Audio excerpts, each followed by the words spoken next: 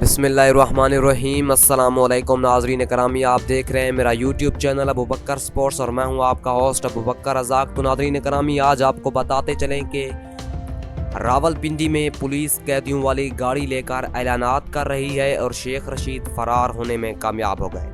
न्याजी समेत सारे के सारे बुज़दिल लोग हैं। इनको यूथियों के मुजरे और यूथियों के रेड लाइन पर जाने के लिए शराब और गुब्बारे चाहिए। ये माइंड गेम है और मैं इसका मास्टर हूँ, इमरान खान ने कहा। इमरान खान का मजीद कहना यह है कि आर्या जाहिलिया, अब तुम लोगों की कोई औकात नहीं रही।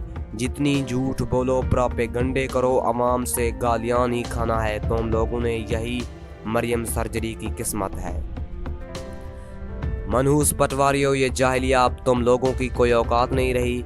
जितनी झूठ बोलोगे, प्रापंडे करो, अवाम से गालियां नहीं खाते रहोगे। तुम लोगों ने यही मरियम सर्जरी की है। नाज़रीन करामी, अगर आपको हमारी वीडियो अच्छी लगे तो वीडियो को लाइक करें और चैनल को सब्सक्राइब करना ना भूलें ताकि बर वक्त आपको अपडेट मिलती रहे।